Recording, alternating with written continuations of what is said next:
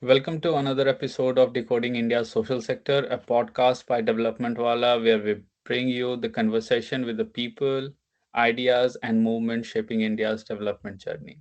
So, our goal through this podcast is simple to learn from the practitioners, entrepreneurs, policymakers, and change makers who are working closely with the government, with the communities, with the different stakeholders on the ground. So, today's guest is someone who has spent the last several years understanding India not from reports or conference rooms, but by traveling across it. Uh, Here with me is Krishna. So, yeah, hi Krishna. Welcome to the podcast. He traveled all across 28 states of India, shaping the future entrepreneurs. So, Sri Krishna's journey is extraordinary not because of its title, but because of the questions he has pursued from traveling across all 28 states of India, working with institutions like NITI Aayog, Akshaya Patra Foundation, leading grassroots immersion programs, and being selected for Jagriti Yatra. He is now in the selection panel as well of Jagriti Yatra. And yeah, he's helping identify the next generation of change makers. Most people know India through news headlines, social media feeds, or annual reports, as I mentioned. But what happens when you spend years traveling across the country? So, from traveling to working in Niti Aayog or helping the grassroots communities or the change makers, he was in Jagriti Yatra and now he's contributing to the selection panel. So, that identifies future of Yatris from thousands of applicants. Today, we'll talk about what India really looks like beyond metros, lessons from Jagriti Yatra, entrepreneurship in Bharat, hidden talent in rural India, youth leadership, and what gives him hope about India's future. So let's start without wasting further time. You have traveled across all 28 states of India. What made you start this journey? Okay, so it's all begin with a concept called Shodh Yatra. It is a Professor Anil K. Gupta. He's from IIM Ahmedabad. He designed a course called Shodh Yatra. So basically, in Shodh Yatra, people walk for kilometers. They walk like 100 kilometers in 7 days. And I participated in that yatra. And when I went to the yatra, I became strong. And then I was like, I don't want to explore only 7 days. I want to explore much. And this started as a small spark in me, like going for the Shodh Yatra, then going for the Jagriti Yatra. And then after going this program, I thought that not only this region, I want to explore all the regions. Because in Jagriti Yatra, they don't explore to the northeast entirely, not the northern India entirely.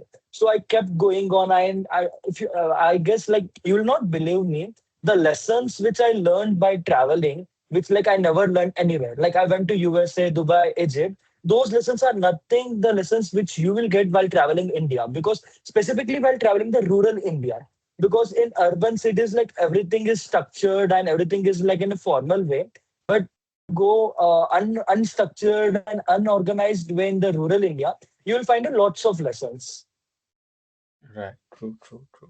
Absolutely true. So, was there a specific moment that triggered this curiosity that you wanted to Yes, travel? there was a Yes, there was a specific moment that created this curiosity. And in Hindi, they say that एक बार इंसान को कीड़ा लग जाता है तो फिर वो करके ही रहता है, something like that, right? So I created a headline as well. Bharat दर्शन एक विद्यार्थी के नजर से, like traveling the epic India during the Amrit Kal and stuff like Mhm, this. And mhm. even I met the honorable tourism minister. I guess at that time the tourism minister was Kishan Reddy, and now it's Gajendra Shekhawat, I guess. So I also interacted with them, and I showed him my documents as well. So I travel these places, and these are the villages problems. I also took the problems with him, and he took those papers, and then he said that definitely we are going to work it out. And then the team also coordinated with me to solve those problems as well. So all this began with a small steps kind of thing, and then it went on in a bigger way, because I never thought that I will be traveling all the states in India. Like it was my motive. I was continuously traveling and learning. And then randomly one day on Google Photos, I was checking, and Google Photos, there is a feature like you get the world map, Right. and it shows that where you have traveled. And Mhm. I was zooming out, and I was saying, oh, I have traveled all the states in India. Then I figured out that I have traveled all the states in India. Eventually, my motive was not that I have to travel all the states in India. My motive was to learn. And eventually, it became like a tagline that I have traveled all the states in India. Right, right, right. So most people travel to see places. You seem to travel to understand people. So what did you Yes. learn about India that surprised you the most? Okay. So let me give an example. When you said that most people travel to see places and you travel to like learn about people, right? So let's take an example of Statue of Unity. So if a person is going to the Statue of Unity, he will go, he will click some pictures and then he will upload it on social media. Oh, I Mm, have visited the world's tallest statue. If I'm going to Statue of Unity, I'll be finding out that who this person is really. Sardar Vallabhbhai Patel. What's mhm. his history? What's the history of Congress? What was his role that people call him as a Statue of Unity? So it became a part of me that I myself, whenever I'm talking to a person, I do myself a research, like what are the problems you're facing, what are bringing to the society, how can we improve these problems and all. And traveling India, so let me give a couple of examples that when I traveled in India. So I reached Mizoram. Mizoram, the capital city of Mizoram is Aizawl, I think. And from Aizawl, it's a 2 to 3 hours of drive or more than that to a place where is the world's one of the largest family. There are like 200 to 300 people in that family in a single house. So in that journey, I was going in the car entirely, and I never heard a single horn in that in Mizoram. So Mizoram, which eventually teach me the discipline. Right. Mizoram people are very disciplined, the traffic norms. And you don't believe me, suppose if you're going to some hill stations, you see lots of accidents happening in Himachal or Atal Tunnel or many places, right? Mizoram is also a hill place. The state is completely built on hills, right? And Mhm. there the people are more disciplined than any other state in India, which I find out in that place. And when you check the lifespan of northeastern region, the lifespan of northeastern region is more than the entire India. Their people are very old and still they are dancing, they are walking, they are climbing the mountains as well. Because when I went to the Nagaland, I interacted with a old person. He was like 103 years old, and he had this Naga traditional. He wore the Naga clothes, and there are some weapons which they carry in their hand. And he was carrying that weapon, and he was dancing. And when I went to click a picture, I took the weapon, and for a second, my hand fell down because the weapon was too heavy. And the person is 103 years old, and he's carrying the weapon and he's dancing. That made me shocked about their lifestyle. When then I understood when I asked them the questions, and I got to know that their daily routine is way too healthy than us. Mostly they prefer the boiled food. They don't prefer the oily food like we eat. So their Mhm. lifestyle is completely healthy. Like they get the fresh air because they live in the mountain region and everything. And in Rajasthan specifically, when you see जो खेत जो होते हैं, when you see the farmlands in Madhya Pradesh or some southern region or any region, you'll Right. not find much trees in the between of the agriculture land Mhm. because all the farmers, like our ancestors, their ancestors, maybe the great fathers, the farmers, everyone, they cut the trees which come between the agriculture land Mhm. because while farming, the tree become a burden to them. Okay. It comes in the between, it becomes an obstacle to them. But when you go to Rajasthan, in every land, you'll find trees in between. Mhm. People, they worship those trees. And recently, the tree got the national state tree or I guess GI tag as well, Khejri tree. And this is the trees are important to us. Whenever we are tired, we take rest below the tree, and our cattle eat the food which the tree gives. Right. So in Rajasthan, that's the importance of tree, and in other state, you'll not find that important, right?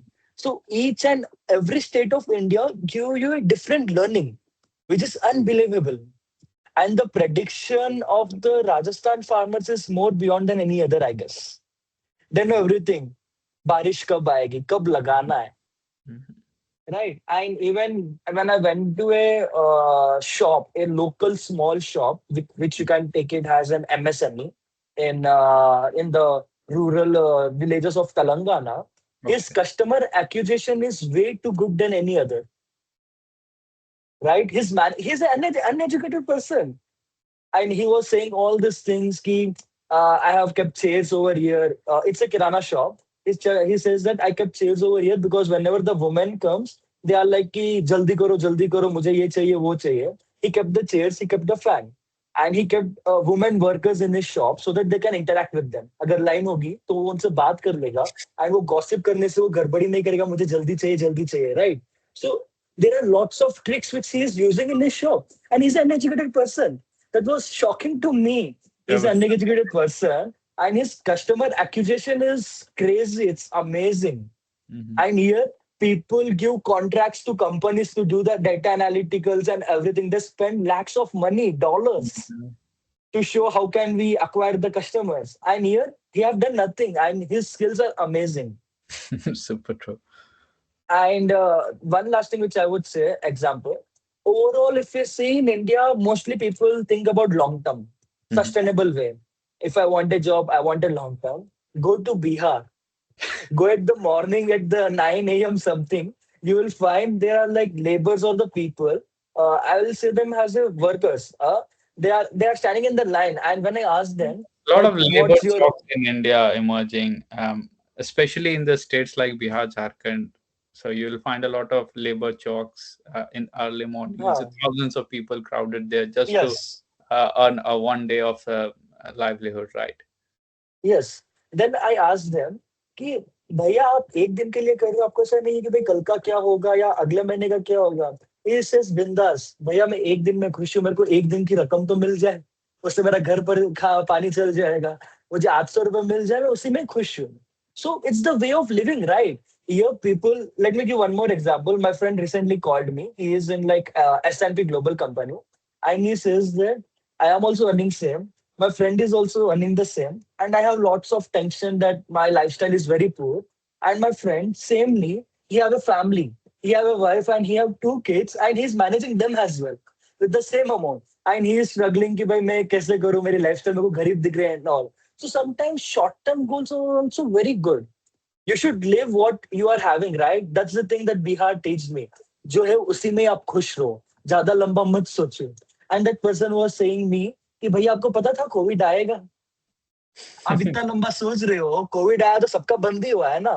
इसलिए Mm. वो saying कि we should always believe in today, like what's happening, you should be in yourself for today, what's happening. Don't think much about the long term. Right, right, right. Correct. Uh, you have met farmers, teachers, entrepreneurs, students, government officials, and community leaders. So, who taught you the most valuable lessons? You asked me a very difficult question because I do believe like everyone have taught me equally. Like if you see, there are like couple of people who have inspired me a lot. So there is a person from Gujarat. Her name is Bhavna Ben. Mhm. She's like 52 years old, I guess. I guess more than 50 years old. And she does trekking. She's like, right now, when I called her recently, she inserted a glasses in her home so that she can practice Bharatanatyam. So every time I meet her, she's learning new skills. So one of the things she inspired me because she's 52 years old. Mhm. And one day she called me, Krishna, kaise ho? मैं नागौर से जा रही हूँ. Nagore is my hometown in Rajasthan. She was traveling in the train. And मैं said, मैं बढ़िया हूँ, आप बताओ आप कहाँ जा रहे हो? मैं मनाली जा रही हूँ. मैंने बोला किसके साथ जा रहे हो? अकेली जा रही हूँ. मैंने बोला क्यों जा रहे हो? ट्रैकिंग करने के लिए जा रही हो. So she's 52 years old and she's exploring much. So and she runs a pharmaceutical company. She runs a pharmaceutical factory in Ahmedabad, nearby Ahmedabad. She is a working woman. She also have a kid and she's managing a lots of things together. So that's very inspiring to me that how can she manage all the things together. Right. And the second, which I would say, when I was working in Narayanpet in the collector office, I was Mhm. looking at the collector. The collector's job is very hectic. We says that we want to become an IAS officer. No, it's not easy to become an IAS officer, and also it's not easy to work as an IAS officer. There are like a lots of things which happens with you every day. There are some new problems every day. The people come at the collector office bringing their issues, and the collector have to solve each and every problem with patience. So the Okay. patients have been taught by like the collector where I was working. And during my bachelor's, my director have supported me a lot. Sudhanshu Jangir sir, he have supported me a lot. He gave me a platform that he which boosted me. So Right. they are like, if you say who certain person inspired me, I will say there are like n number of people who have inspired me because I believe there is not a single person who inspires you.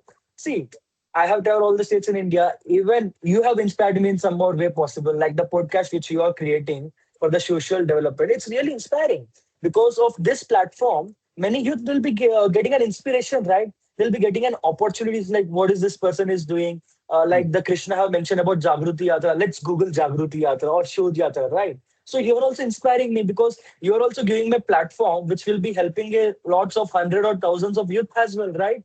So I believe every day if I'm going out, I see someone, I say, oh, he's inspiring, he's doing something new. So it's my personal motive that you should take inspiration from each and everyone. As you mentioned about Jagriti Yatra, let's talk about it for the people who don't know what exactly is Jagriti Yatra. So when you said Jagruti Yatra, I got a goosebumps because the name itself gives a huge value to me.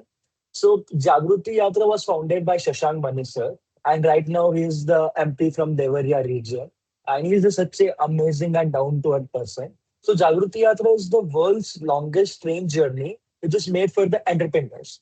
And Jagruti Yatra itself, if you go to the website, they says that our yatra is only made for the middle class families, not poor, not the ultra rich, for the middle class families, because India has a major like population of middle class families, and for them they have created this amazing platform.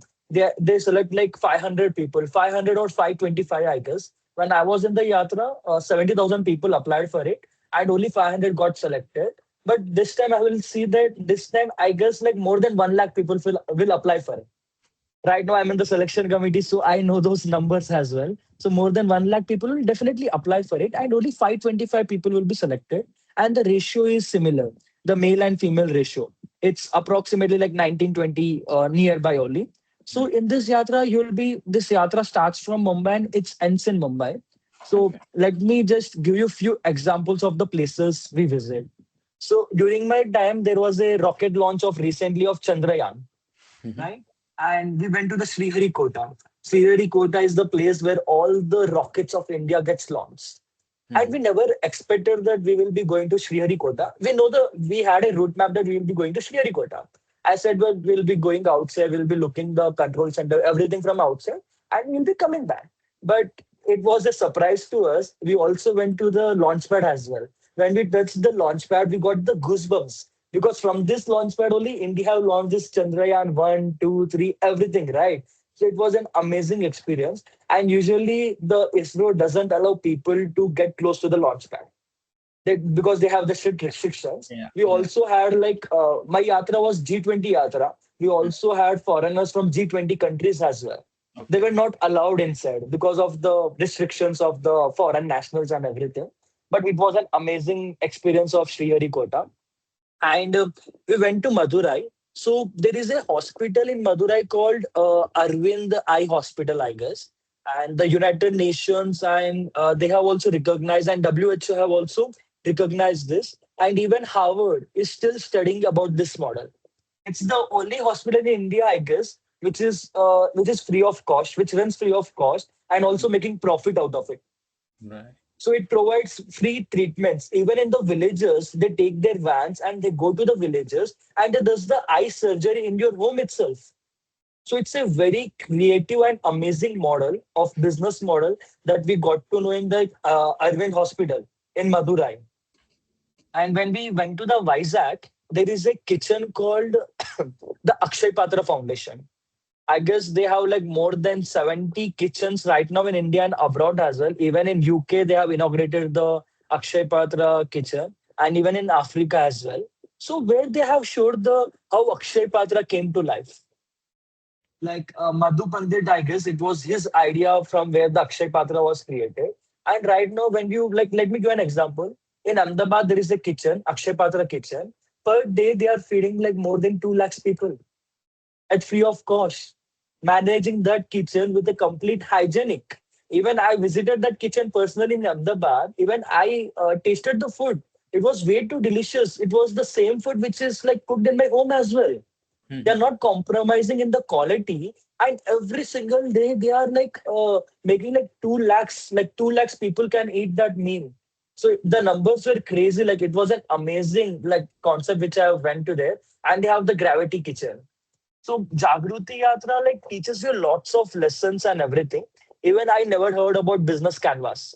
Business canvas is a model where if you have any idea, you use the business canvas to check your idea is succeeding or what are the negative or positive points, strength, weakness, threat, and opportunities and everything. So I learned the business canvas as well. And in Mhm. this yatra, when you go to the yatra, you are a complete stranger. Like suppose there are 500 people, I am the one. 499 people are strangers. And after this yatra, all those 499 people become your family. Like yeah, when I mentioned that I travel all the states, right? After this yatra, suppose if I'm going to Ranchi, I will text home, I'm coming to your place, Right. right? And he will be happily hosting me. Okay. So this yatra creates your network as well. Like when people say that network is network, right? Mhm. In and right now there are like 17,000 or around like 15 to 17,000 Jagriti alumnus, right? So if I'm having any problem, any issue, medical or anything, because those 500 people are diverse people. They are coming from all the regions in India, all the diverse professionals as well. Doctor, engineer, lawyer, politicians, angel investors, startup founders, everyone, each and every one of them. If I have, they have created an email group. Every time I'm facing some problem, I just text in that group. Oh, I am facing this problem. I am from the Jagriti Yatra 23. Immediately, someone will call me back. So Jagriti Yatra's network is very strong, and I would say that how you like apply as soon as possible. The application fees is not much. I guess when I was applying, it was 100 rupees. Now it will be between 100 to 300, and they are providing scholarship also for everyone, mostly everyone. The fees is 1 lakh. Like they give scholarship based on your application. Like if you're writing your application in a very good manner, you'll get the pretty good scholarship as well.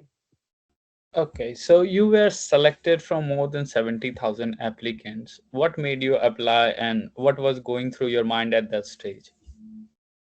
Okay, at that stage, I was pretty much young. I was the one of the youngest Yatri because I saw the one of the promotions of Jagriti Yatra from the Lallan Talk. Lallan Talk have done the interview with the Jagriti Yatra. They posted the video. I usually scroll a YouTube a lot. I think I usually see the productive things. So I Mhm. saw the video. I said that this is amazing. I have to apply because this is the platform where you are traveling India. You are learning a lot. You will be meeting with 500 strangers, and who knows, Jagruti Yatra gives you many things. There is a startup called Prafora, if you know. It's a toothbrush company, electric toothbrush. And both of the co-founders, they met on Jagruti Yatra. Okay, interesting. And even in Jagruti Yatra, you also find your life partner as well. Hmm. So that's the one of the motive I had, that I want to go to this yatra because I want to Find a learn a life lot. I partner? was a no, I didn't found the partner because I was the youngest one and everyone were older to me. Okay. So, and one more thing in Jagriti Yatra, right now I'm in the selection committee. I can say you one thing. So, in the Jagriti Yatra applications, they ask you like three questions in a written way and three questions where you have to shoot a video interview kind of thing. So, there will be a question displayed on your screen and you have to read it out. And in many applications, I see people are writing in a very good manner, the essays. But in the video, they are not doing in a right manner Okay. because they are using the AI, Okay. because of the facial expression, how they are reading, like are they are hiding some script behind the screen and then they are reading out, we easily get to know. So Mm. usually we say people a lot that be genuine, be natural, don't add anything, just say what's in your mind, don't do gpt in everything. And many people does the chat gpt or Gemini, those answers are quite similar. So when we are getting similar answers in the video essays or written essays, we clearly says that definitely they have used the AI. Okay. So what's the timeline looks like? Let's suppose if someone is targeting to go to Jagriti Yatra this year or the next, what will be the timeline when they should start preparing for it, when the applications roll out, what are the selection processes? So once they apply, what happens? And then when at what time when they get the results out, also what are the things they need to prepare in order to get on board a train? Because it's a 15 days or more than that, I believe. If it's taking that much of a time, then you should have to be prepared by yourself about what are the things you need to carry along with you in the journey, and what are the things that you need to keep in mind. So if you can take us through the start point until the onboarding of a train. True. So basically, there are like two types of applications, which I would say. One, and in an organization, suppose they are getting all the application, they will not review those application. They'll wait for the deadline. This is that 21st June is the deadline. Let's have all the applications till 21 June. And after 21 June, we will be reviewing all the applications. But in Jagriti Yatra, it's opposite. It's like first come, first goes. If you're applying to the Jagriti Yatra today, by tomorrow your applications will be reviewed, right? From tomorrow the process get started. So in Jagriti Yatra, there are like certain levels, like level 1, level 2, level 3, level 4, or we can say A, B, C, D. So as soon as you apply, like if you're applying in the level 1, then the chances are more that you'll be getting a scholarship. Hmm. See, if we let me give an example. Suppose there is a bucket of water, and I have to pour water in all the small vessels, right? If I'm pouring the water in 10 small vessels, then slowly the water is getting empty, right? So if you are applying in the last level, there will be no water left, which is mean there will be no scholarship left, right? So if you want the scholarship, if you are a person who need a scholarship, like scholarship plays a major role, then you Hmm. have to apply as soon as possible. What is the fees of Jagriti Yatra if just in case someone is not able to get the scholarship? Oh, the fees is like 1 lakh rupees, but Oh. in the scholarship, they are very good at scholarship. Like Jagriti Yatra is an NGO kind of thing only. They are very good at providing scholarship. You have to provide your income tax documents to show your monthly income, and then you have to write a small essay, I guess 150 words, like why do you deserve a scholarship? And if the both the things are strong and concrete, then definitely you get the scholarship. And you to know in India, people fake a lot. They show the fake documents to get the scholarship and everything, right? So that's the thing. That's the thing. If you want a scholarship, apply as soon as possible. And you said like the application roll out in which month of the year? I guess the applications usually roll out every year. It's different. Oh, Differently, they roll out because of the pre-planning and everything. But the right. yatra for sure, it will be happening in the month of November or December. That Okay. is for sure. Okay. Okay. Understood. What happens after you apply? Okay, after you apply, it's like it's a basic thing.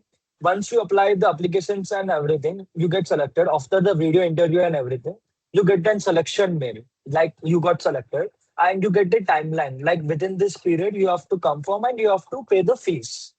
And once you pay the fees, and then because it's genuine, once you pay the fees, then only they will think that this person is like really interested in coming to the Jagriti Yatra. Hmm. Because there are also few people who just apply randomly, who don't want to come to the Jagriti Yatra, but still they applied.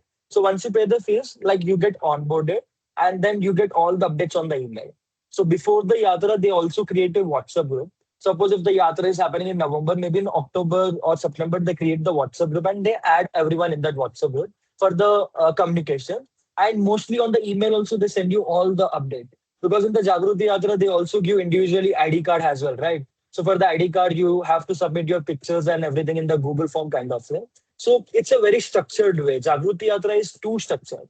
You get everything time to time. Even on the yatra, on the train, there is a special center for the medical where if you suppose like if person is traveling for the first time for 15 days journey, that too on train, so they are Hmm. like medication, the doctor is available on board, Right. male and female, both the doctors, Hmm. medication, injections, everything is provided, and the food is also cooked on the train itself, right? So everything is completely So hygienic you and get everything. breakfast, lunch, and dinner on the train. Yes, on the train. And sometimes like in India there is a Sri City. So when we went to the Sri City provided us the food. When we went to the Akshay Patra provided us the lunch. So it Okay. depends. Sometimes the organization where we are going, they provide us the food. Sometimes the Jagriti Yatra cook on the train. All right. All right. So it's going to one point to another and then visiting certain places, then coming back to the train again to continue the journey, right? Okay, let me say, and if you can add the Jagriti Yatra map on the screen if it's possible. So Jagriti Yatra starts from Mumbai, right? We are reaching at morning at Mumbai, and we are having a seminar where entrepreneurs and people induction happens in the Mumbai, and then we sit in the bus at the night, and we go to the railway station. At the night, we are in the train, and by morning we are reaching some other city. And in another city, suppose we are reaching, I am Bangalore in the morning. we will have an induction or section at the IIM Bangalore where their professor teaches about some certain subjects and the things. And then there will be a lots of stalls of IIM startups which are incubated by IIM Bangalore. So we will be interacting with them. We will having the lunch over there. Until then, it's evening or it's night, and then we will board the buses, and then we'll go to the station. So mostly at the morning we will be exploring these things, and at the night we will be traveling in the train. Amazing, amazing. Sounds very interesting, though. Yes. So, what was the most powerful conversations, or some of the most powerful conversations you had on the train, which is stuck in your mind till now? Okay. So one of the most powerful thing which is done on the train is that, so as I said you that during the night we will be traveling in the train, but there are some distance in India which is longer. So for that traveling the distance, we have to travel in the train in the morning as well, morning and night as well. And during that time span or during that window, there is a one kind of game or whatever you say, Jagriti Yatra, they says everyone to do it. So there is a group of me has a 15 people, so everyone will be saying to me, they will be giving me a chart paper. And in that chart paper, I have to draw my life cycle. So one is this one is the year like 2000. I born in 2003 or example like that. This is the emotion like X and Y, and then I will be showing my emotions when I went down and when I came. Like suppose I went to the Jagriti Yatra, it was a good phase in me. Suppose I lost something, like it was a depression period. I'm going in a down scale. So all those 10 people, they are sharing their stories. Hmm. So there was one girl, I don't want to say her name, Yeah. and her story was so emotionally. She never said that thing to anyone. She said that Jagriti Yatra gave me courage that I'm sharing it to you. So these are some things which always stuck in your brain, like you always think the stories because each one of us has something unique in their stories. And I guess that's the reason we got selected for the Jagriti Yatra.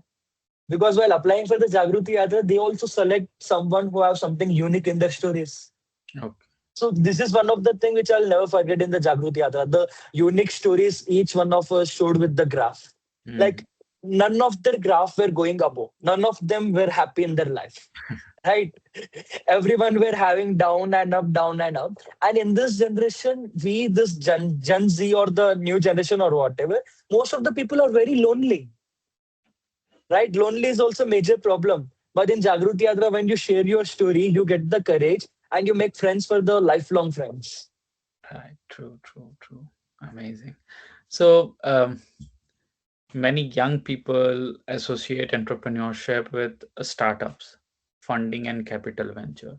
Jagriti talks about enterprise differently. How do you define entrepreneurship after the yatra? See, after the Yatra, the entrepreneurship, which I would say that we think that ideas can only come from like corporate offices or everywhere, right? See, in Jagruti Yatra, we are traveling in a village, Devaria. So in Devaria, we get a task to interact with the villages of the region. Devaria is a district, I guess. In that Devaria, there are many villages. So you have to interact with the villagers, and when villagers are sharing those problems, and you are getting ideas from those problems, Mhm. right? The solution of that problem is the startup, right? It can be an idea, creating a platform where they can sell their handmade products because they are creating the handmade products in the villages. Their price is very way too low, which can be sold in cities as a thousands, right? So that's Mhm. the idea we got. So one thing which I got from the Jagruti Yatra is that ideas can never be like you can't say that ideas can only come from the corporate offices or from institutes like IITs or IIMs. No, ideas can come from anyone. It can be any moment in your life where you can get the ideas. So, so when you went to the rural areas, especially through the yatra that you did, what did yatra teach you about solving problems in rural India? So solving problems in rural India is like it's a very complicated thing because when we talk about the rural, see, on the day one itself, when we are going to the rural villages, the organizers have clearly said this that don't give fake hopes for the villagers. Don't say them कि हम कर देंगे आपका, हम बना देंगे ऐसा. because we are coming for the one day in that villages, right? We are giving them the fake hope, and then we are going back, and then we are not working on that. And those villages are will be waiting for us. कि भाई उस दिन वो भैया आए थे, उस दिन वो दीदी आए थे या सर मैडम आए थे, उन्होंने बोला कि भाई ये हमारे लिए कर देंगे. They will be having lots of expectations and lots of hopes, right? So I guess solving problems in rural India is quite difficult because there are lots of challenges which comes, like sometimes communication is the major challenge. Right. Communicating with those people is a really a huge challenge. But if we overcome those challenges, then they will be getting a huge platform. So I guess the talent is everywhere, but the rural India is not getting opportunities. So there should be some mechanism or something where we can create a platform where they can bring their talent and create it as an opportunity. So Right. something like grassroots to global maybe, Mm. because grassroots sounds for the rural India and there is a global, not India, just someone, if someone creates a platform which can connect rural India to global as grassroots to global, it will be an amazing concept to be honest. That's true. So today you have involved in selecting future yatris. That's an interesting transition from the participant to selector. Selection. How did it happen? So actually, Jagriti Yatra, they have sent the email to all the Yatris, I guess, that we want people to come on the selection team. If you are interested, please apply. And I never thought that I'll come on the selection committee. I just applied to it. And then I was in Ahmedabad, I guess. I was traveling somewhere. And then I get a call that, Krishna, आप select हो चुके हो, आपको हफ्ते में इतने घंटे देने पड़ेंगे, आपको selection करना पड़ेगा, आपको हम उसका पोर्टल सब कुछ सिखा देंगे. So for the selection, there is a special portal, there is a special website where all the like where you can take the applications in your bucket and review it out, right? I was completely sure. I was feeling like grateful that I got this opportunity because I never thought that I'll get this opportunity. And when I read the mail that they have clearly mentioned that out of hundreds of applications, only 40 people got selected. So that's a really grateful thing. I guess they have seen something in me. That's what only they have given this platform. So thank you, Nimisha. Thank you, Ashutosh. Thank you, Jagriti Yatra, for giving this opportunity. So when reviewing application, what qualities stand out? So what makes someone a strong Jagriti candidate? See, what makes someone a strong Jagriti candidate is their potential. We don't see that what they have done in their past, like they are from some premium B school or like engineering or anything. We don't see those. We don't see those academic or anything. And we find people, especially who are coming from rural India or northeastern region as well, who have done something, who have created an impact in the social region as well. So majorly we see is the potential of the people. Their certification, all those things doesn't matter to be honest. It can be a plus 1 point, but it's not a deal breaker. Right. So what advice would you give someone who's applying this year? So one simple advice I will give you is that apply as soon as possible. Don't delay it because the chances of the scholarship will be low and the selection is also happening rapidly. So the more you delay, the chances are less that you will get scholarship. Also, the selection chances will be also less. And second, I will say in the application, be genuine, be like natural, be normal. Don't fake yourself because when you're faking yourself, the people in the selection committee, they will easily find you out because we also have a group for the selection committee. And sometimes people fake themselves, they post the screenshot in that group, and they clearly say that this person is faking themselves or this person is doing some wrong or kind of thing. So be natural, be genuine. We want genuine applications, so be genuine. Right.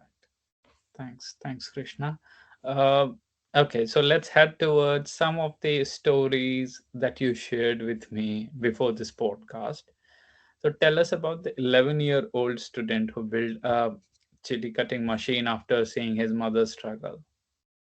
So actually, this story started. I was in USA in the Harvard for a conference, and I reached Delhi. My flight landed in Delhi, and on the next day itself, I took the train to Katiyar, Bihar. Katiyar comes in Bihar. So I was going for the Shodh Yatra by Professor Anil K. Gupta, and I went to the Yatra, and then on the second or third day, we went to the schools, and we asked that is there any student who have created something innovative, idea, something. And then one student, he rushed to his home and he got a plastic kind of box and he created that machine And it was so inspiring to see this machine because it's just 11-year old, and Mhm. that machine includes a motor and a blade is so sensitive. Even if I am having a blade in my hand, I would be sensitive with it because any if I don't be sensitive with it, it can cut my hand as well. It can cut my nerves as well. And with that blade, he have created that machine. I asked that why did you created this machine? So he says that every day I see my mom whenever she's cutting chilies, like her hands get burned somewhere. Like actually, her mom had a cut on her hand, I guess, and then she was cutting her chili, so it was painful to her. He saw that painful, and on immediately on the next day, he have created that machine. And I guess this type of people, the kid who have created this machine, if someone provides him the right platform, then what not he can create. Who Definitely. knows? He can be the next Elon Musk of India. He can create the next SpaceX of India, maybe. That's why we are Right? saying, and you are saying, emphasizing on talent is everywhere, opportunity isn't, right? Opportunities isn't. Right. True, true, true.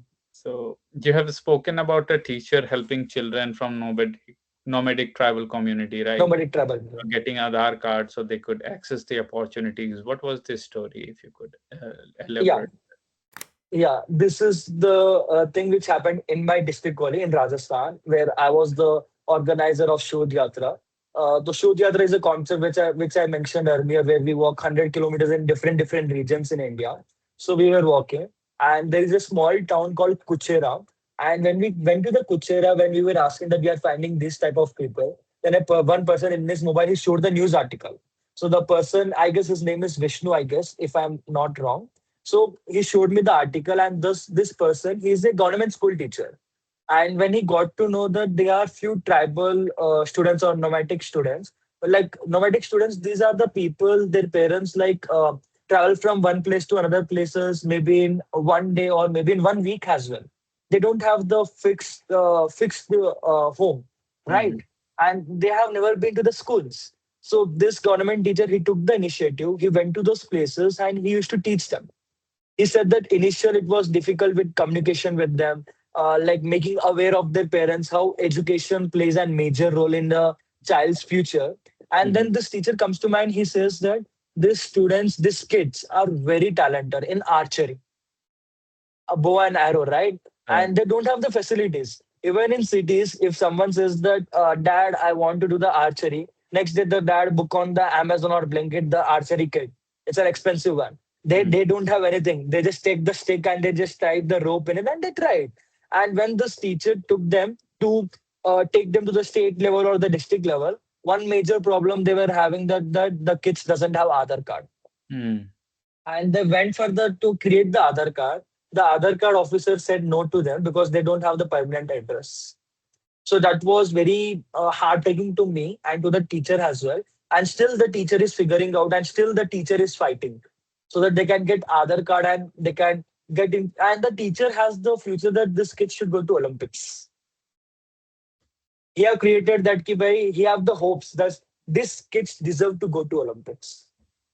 So, as I said you earlier, talent is everywhere in India. If you go to rural India, you will find a vast talent than in the urban areas. But the opportunities are more into urban than rural. We humans, we Indians have this discrimination. We never provided the right opportunities to the rural India. Suppose, see, right now, if I'm in Hyderabad, I have some startup idea. I will connect with some people, and they will connect me with someone incubation center or something. I'll get the funding. Getting funding is easy if you have some connections or if you know some people in the cities. If you Hmm. don't know people, you just apply with your profile from the city and everything, you can get the funding. But if the same person is applying from the rural India, the chances are low to get him funding Hmm. because they will say that he's not educated person, he doesn't know English, Hmm. right? How will he pitch on dhoti or something, right? So that's the major problem in India, which I think that opportunities are not provided equally. Right. Right. So, and also, I love the story that you shared from Rajasthan. Instead of asking few people for large duration, the community offered ownership of 1 gaj of land for 501 rupees and Yes, dramatically increased participation. What was the story? What true, leadership true. lesson did you take from that? True. So, like, there is a temple called Liknidasji Mandir. It's a very famous temple in Nagpur. And the Mhm. person who shared this story is that he himself created this idea. His name is Kamalji Bhati. He's from Nagpur only. And he said that when to create this temple and to create this thing, like people were donating, they were donating in large amount and the donation was less.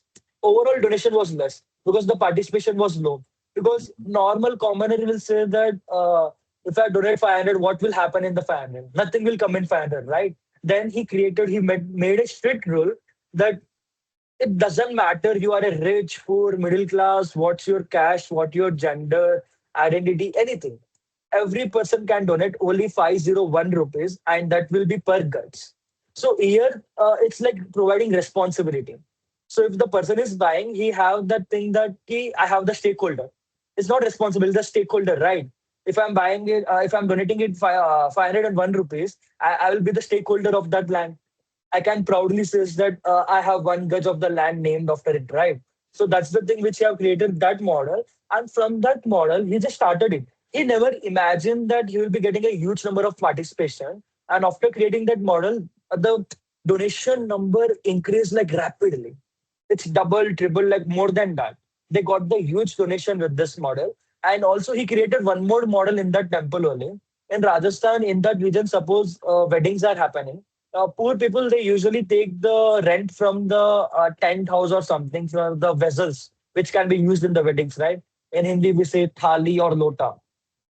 So in temple from his personal money he have got like 200 to 300 lotas and he told people if there is a marriage in your home instead of going to the tent buy these lotas. Matlab, take this lotus for the rent free of cost. And while giving back, just give 50% more vessels to us, which will eventually increase the lotus in the temple as well. He have created that model which will be cheaper from the 10 people as well. And it's contributing to the society as well. So you have created lots of models in Nagore as well. So that's the one of the inspiring story which I got from the Kamalji Bhati.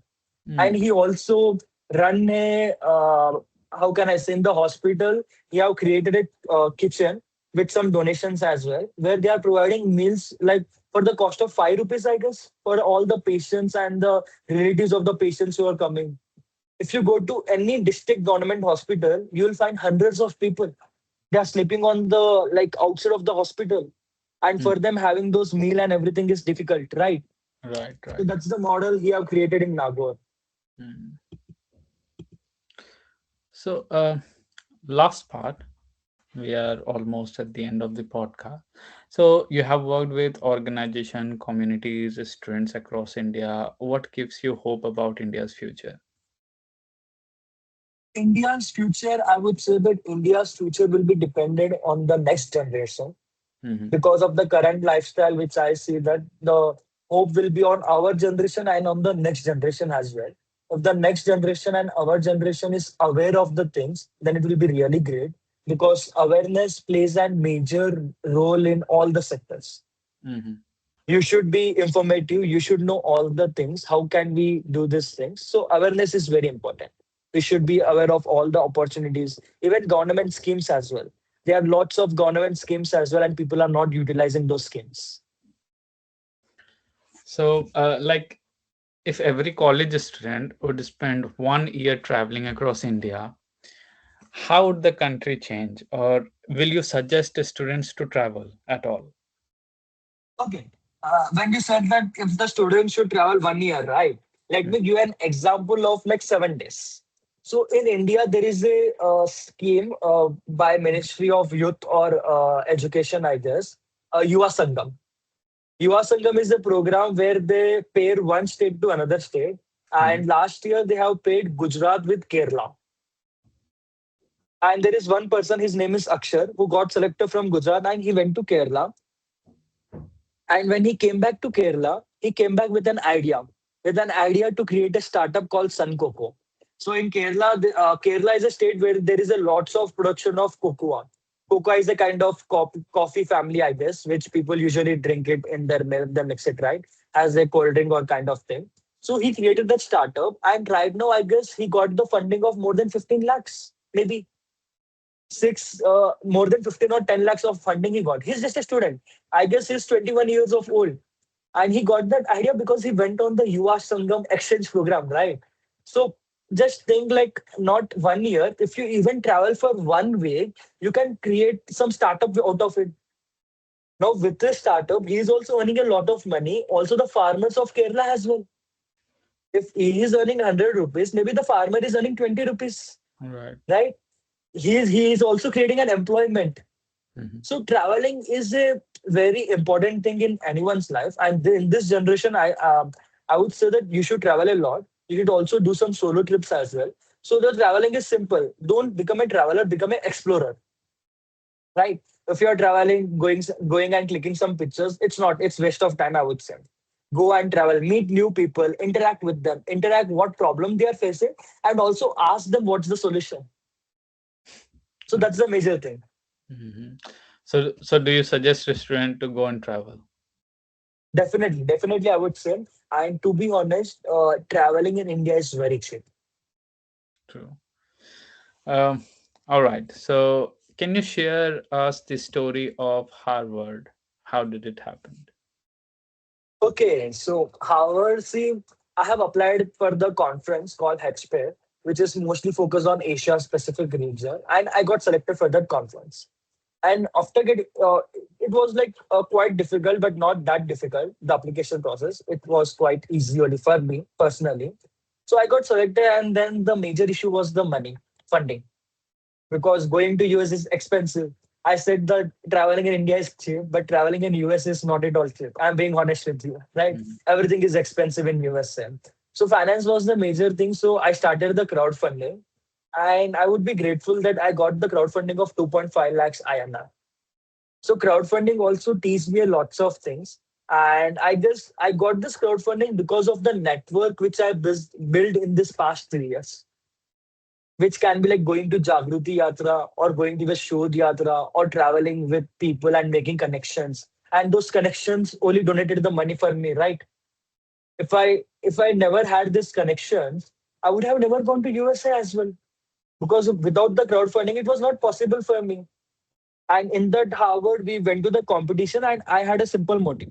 If I'm going to somewhere, I have to utilize that platform 100%. Then only I will not have the regret. And then there they have organized a case competition. They have organized a case competition to build a financial model for the slum schools in Nairobi, in Africa, so that the schools, the rural schools, can be sustained by themselves. They don't have to go for the funding, or they don't have to be well, like they don't have to compromise their quality of study. So we have created a sustainable model, and my model like won the case competition as well. Like I and my team won the case competition because I had Mhm. the simple motive that you have to utilize all this opportunity 100%. And apart from that, I will say that each and everyone should go once in a life to USA because USA is the world's largest economic. And when you go to USA, you will also learn a lots of things and lots of platforms will be also opened for you. Right. So let's do the rapid fire round now. Um, I'm gonna ask you a few questions. Tell me what's come in your mind first. Okay. So the one stage everyone should visit. The one state everyone should visit, I would say Meghalaya. Meghalaya. Good choice. One book that influenced you. The Almanac of Naval Ravikant. It's an amazing book. One lesson from Jagriti Yatra. Be extrovert and be shameless. One entrepreneur more people should know about. One entrepreneur more people should know about, I would say the urban company. Okay. What would you prefer, policy or entrepreneurship? Entrepreneurship. Train journey or flight? They are the best. One thing India is doing right. One thing India is doing right is that in the recent year, if you see, India is doing right in many sectors. They are opening the schemes for the youth in a all way possible. That's good. Yeah. One thing India needs to improve urgently. India needs to improve urgently is like providing opportunities specifically for the rural India, more opportunities. There are some opportunities for the rural India, but the thing is lack of awareness. Because I guess Rajiv Gandhi or someone said this thing, अगर मैं एक रुपया बेचता हूँ तो उनके पास 25 पैसा आता है. So that's the problem got solved in the urban cities, not in the rural areas, because there are a lot of middle people who utilize those schemes and they never provide those schemes to the genuine people. One message for young Indians. One message for young Indians is that life is short, travel as much as possible, and be shameless. And it's always about 20 seconds of courage. If for young Indians, I would say, suppose if you're in a university, suppose if someone is coming to the university on the stage giving a lecture, an event, and when the speaker goes out, you will have like 1 minute of opportunity to interact with them, right? And it will only take 20 seconds of courage to go and asking for the picture or asking for the phone number. He will either say no or yes, but he will never put you in the jail, right? So Right. always take those 20 seconds of courage. It only matters is the 20 seconds of courage. That's it. Thank you. Krishna, this has been an incredible conversation. So, thank you so much for joining us on Decoding India's Social Sector. I hope whatever conversations we just had is going to benefit a lot of people. A lot of people will now know about Jagriti Yatra. I'm sure there's a lot who knows about it already, but then there are a larger chunk of younger people who will be knowing about Jagriti Yatra from all the experiences that you are sharing when you come across any people in your lifetime, and also as through this podcast as well, we'll try to spread it as much as possible. So thank you for doing this podcast with us, and really looking forward to see your journey go up and up. Thank you. Thank you so much.